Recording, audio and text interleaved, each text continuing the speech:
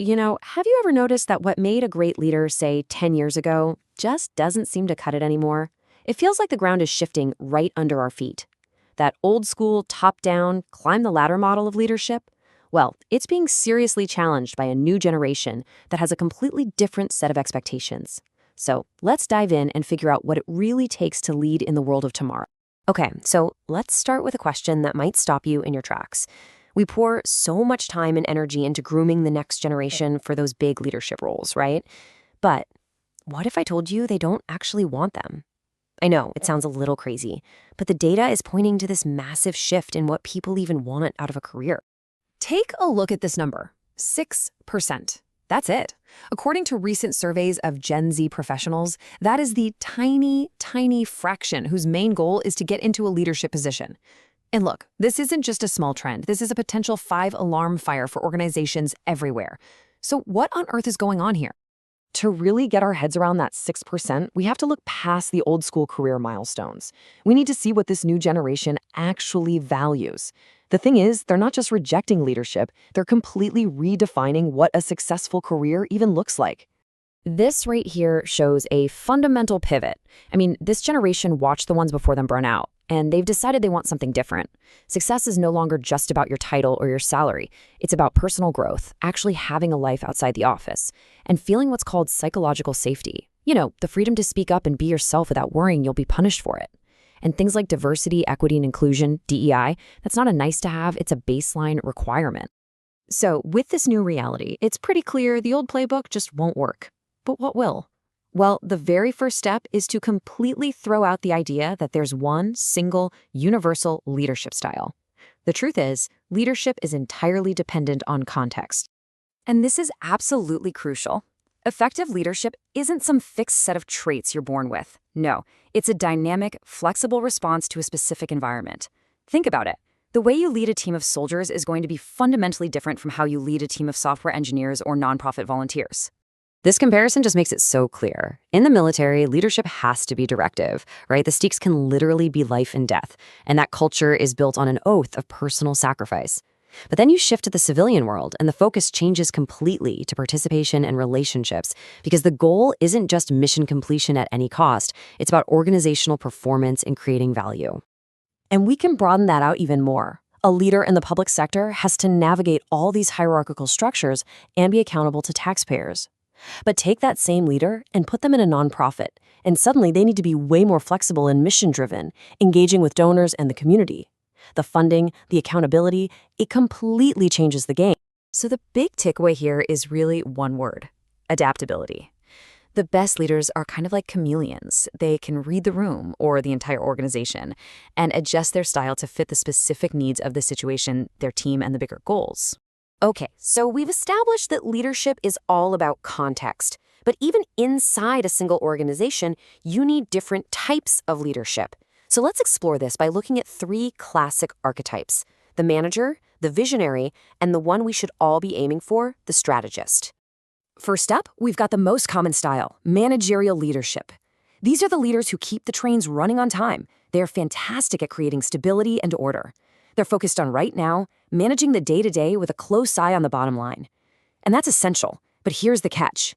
If it's the only style, it can lead to total stagnation. Now, on the complete opposite end of the spectrum, you've got the visionary. This leader is all about the future.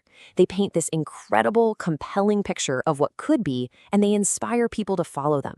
They're exciting. They can create whole new industries. But their willingness to bet the farm on an idea can also be incredibly dangerous. Now, this slide really visualizes what happens over the long haul with these different styles. This graph plots the value an organization creates over time. Let's trace these different paths because it's pretty eye-opening. So let's look at that managerial curve. See how it leads to that slow, steady decline over 4 or 5 years? That's what happens when an organization becomes irrelevant because it never invests in what's next. Now, look at the visionary curve. Whoa, that can lead to a spectacular crash and burn in just a year or two. One big bet that doesn't pay off can sink the entire ship. So if the manager is too cautious and the visionary is too risky, what's the answer? Well, it's strategic leadership. This is the sweet spot, the synthesis of both styles.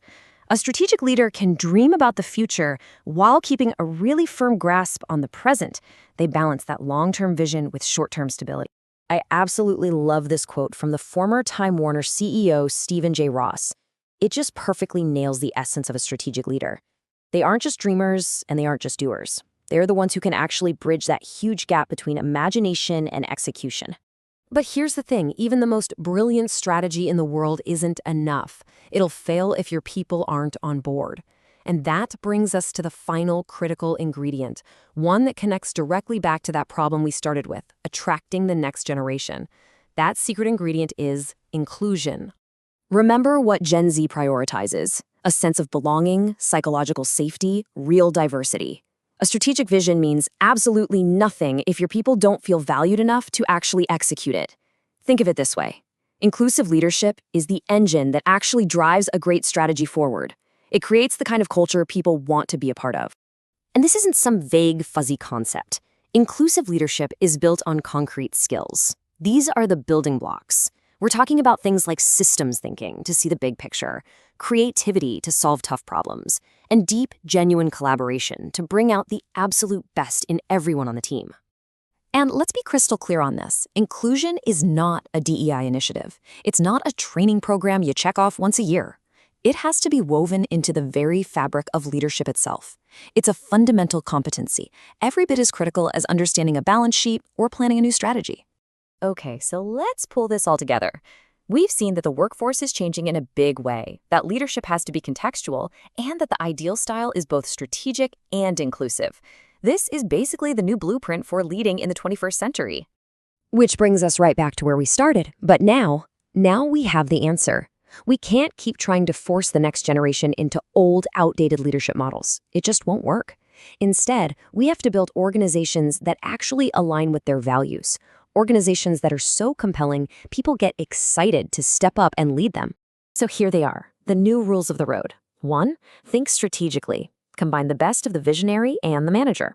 2, lead inclusively, because top talent simply will not tolerate anything less. 3, prioritize your people and your mission, but never forget that you need a healthy financial margin to achieve that mission. And finally, above all, adapt constantly, because the only thing you can count on is change. So I'll leave you with one final thought to chew on. Take a really hard look at your own leadership style or the leadership inside your organization. Are you clinging to the rules of a world that doesn't exist anymore, or are you actively building a team that's ready for the challenges and the opportunities of the world of tomorrow? The choice really is yours.